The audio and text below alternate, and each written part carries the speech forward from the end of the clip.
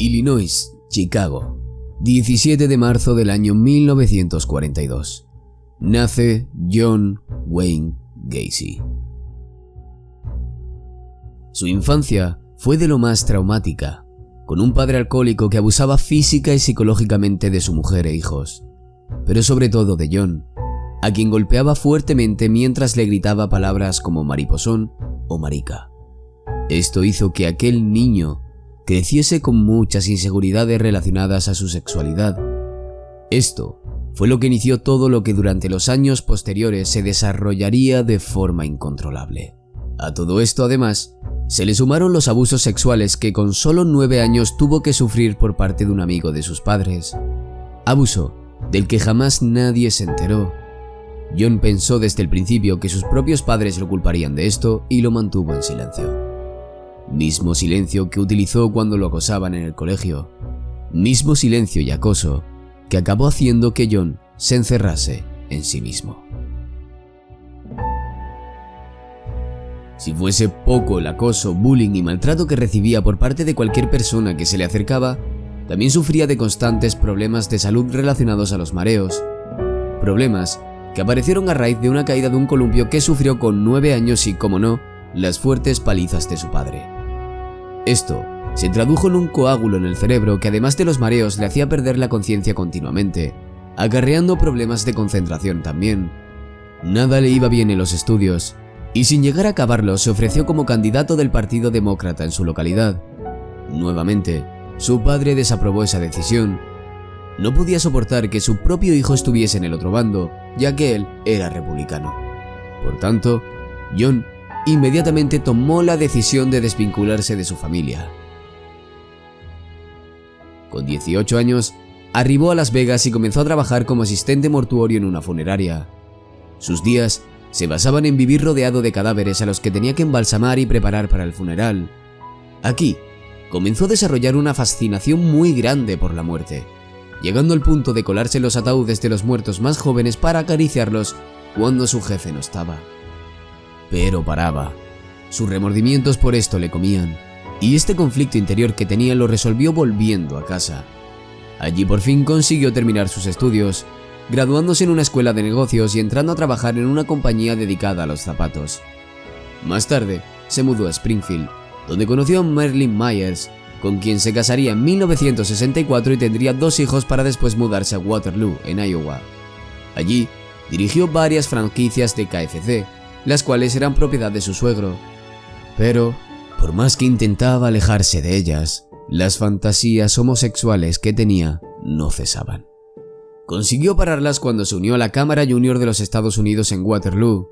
John recibió varias distinciones como miembro reconocido y admirado de su comunidad, pero esa misma institución, con el tiempo, se vio inmersa en actividades relacionadas con las drogas, prostitución, pornografía e intercambio de parejas. Gacy, que era uno de los más asiduos a estas prácticas, llegó a transformar el sótano de su casa en un club donde solían acudir meretrices y adolescentes que querían emborracharse sin problemas.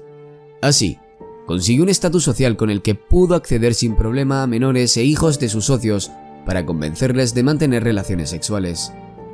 Así, la primera víctima de John Wayne Gacy fue Donald Burgess, de 15 años, a quien engañó diciendo que le pondría una película porno.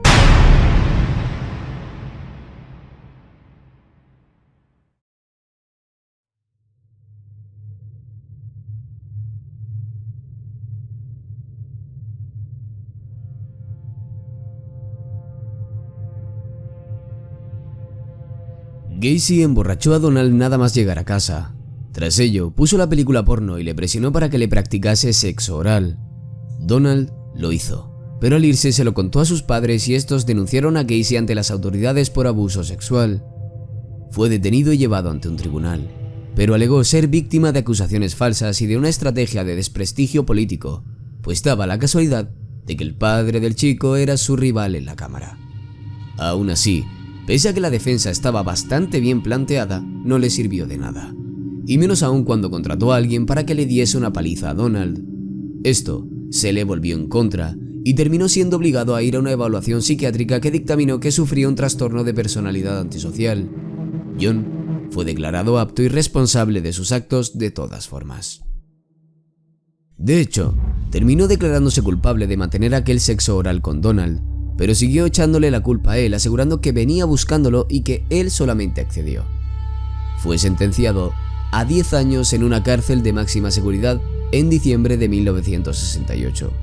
Tras ello, jamás volvió a ver a su esposa e hijos. En prisión, se comportaba como una persona modélica y acabó convirtiéndose en el cocinero de la cárcel. Parecía una persona ejemplar, y por esto solo cumplió 18 meses y obtuvo la libertad condicional con 12 meses de vigilancia. Al salir, regresó a Illinois, pero a una zona donde nadie lo conocía.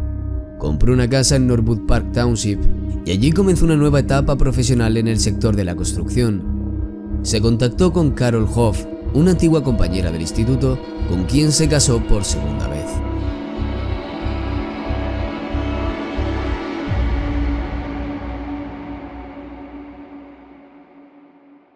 Nuevamente, sus impulsos sexuales con menores no desaparecieron ni mucho menos pararon. Atacó en 1971 a un adolescente, quien pese a que lo denunció, no se presentó el día del juicio. Así, Gacy se libró de volver a la cárcel. De hecho, sus agentes de la condicional ni siquiera fueron avisados de esto. Se inventó una imagen íntegra y honorable, disfrazado de Pogo, el payaso, para actuar ante los niños. Todo esto iba siempre compaginado con su afiliación al Partido Demócrata, donde llegó a tener buena presencia a nivel local. Tanto así, que llegó a fotografiarse con Rosalind Carter, primera dama y mujer del presidente de los Estados Unidos Jimmy Carter en 1978. En la foto se puede leer la siguiente dedicatoria: para John Gacy, los mejores deseos. Lo que la primera dama no sabía es que al mismo tiempo, el que parecía ser un fiel político, ya había asesinado a más de 30 niños.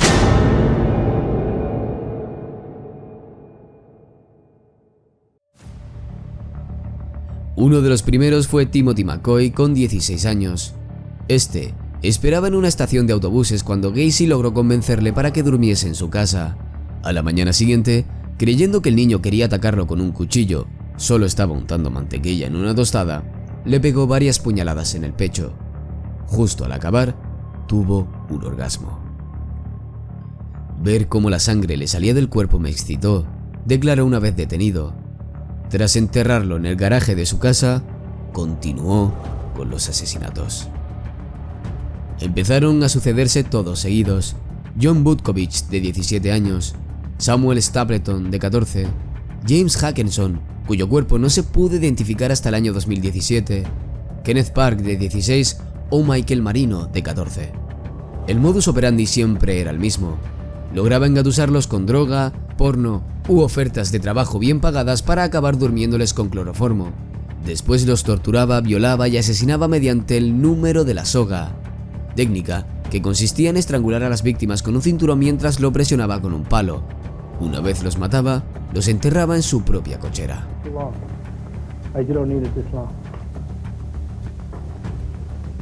Okay. I had a rosary, which I carried in my pocket. I've always carried a rosary. It was my communion rosary. They said, well, what kind of a knot do you use? I said, what do you mean knot? When I tie things up? I says, depending on what I'm using it for, I said, the only thing I ever learned from Boy Scouts is a tourniquet knot.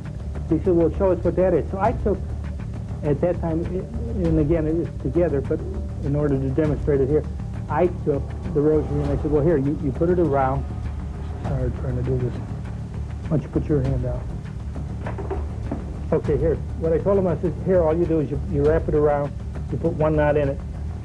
And I said, then you put a second knot in it. Okay? I said, then you take a stick and stick it in here and you just turn this. And I said, it causes a tourniquet. I said, that's the only knot I ever learned. Precisely the kind of knot found on the ropes wrapped around the neck. Estas violaciones y asesinatos se volvieron frecuentes después de su segundo divorcio. Uno de los casos que ayudaron a capturar a este payaso asesino fue el de Jeffrey Rignall, a quien Gacy secuestró, drogó y agredió sexualmente, pero cometiendo el error de dejarlo libre en un parque en 1978. Cuando el joven despertó, fue directamente ante las autoridades para denunciar lo que había pasado, aunque lo ignoraron. Aquí empezó una batalla para dar con el culpable de aquello por parte de Jeffrey Rignall. Logró localizar el coche de Gacy, mismo coche con el que hacía los secuestros. Inmediatamente dio el aviso a los investigadores, fue arrestado y aunque quedó en libertad, la policía lo tenía muy bien vigilado. Pero aún así, esto no fue suficiente, ya que días después volvió a actuar.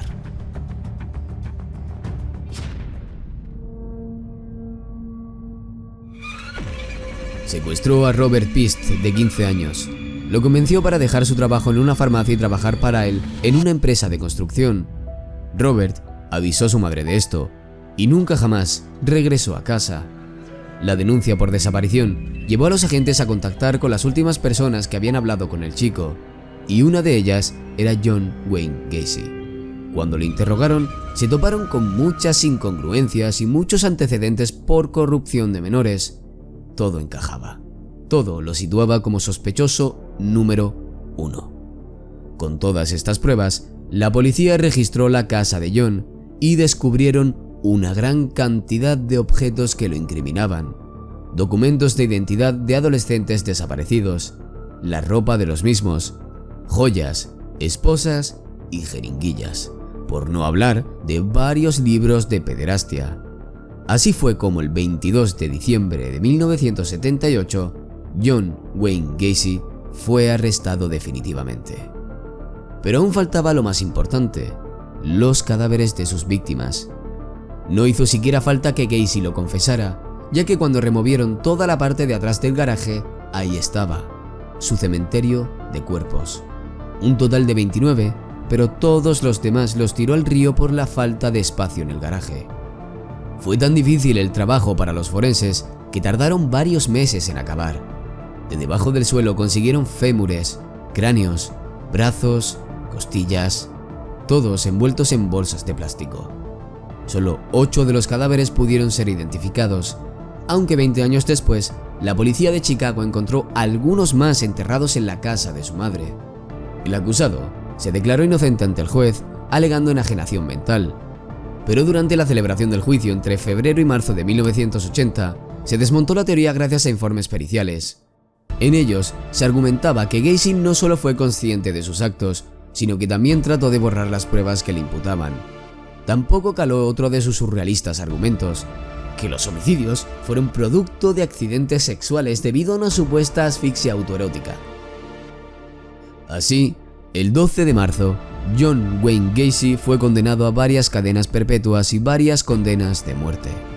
Tardaron 14 años hasta que fue ajusticiado. 14 años durante los que se dedicó a vender pinturas y dibujos bajo el apodo Pogo el Payaso. El 10 de marzo de 1994, Gacy fue ejecutado con inyección letal. Minutos antes de esto, cientos de personas se reunieron en el exterior del recinto para celebrar que uno de los peores asesinos en serie de la historia de los Estados Unidos iba, por fin, a morir. Entre sus manos había pancartas que decían "No tears for the clown", sin lágrimas por el payaso. Por la parte de John, sus últimas palabras fueron: "Matarme no hará regresar a ninguna de las víctimas. Besadme el culo, nunca sabréis dónde está el resto". Una vez murió, su cerebro fue extraído para que neurólogos y psiquiátricos lo estudiasen. Su misión era tratar de determinar si presentaba alguna desviación que justificase su instinto criminal. Pero nunca llegaron a conclusión alguna. ¿Qué opinas tú? Te leo en los comentarios.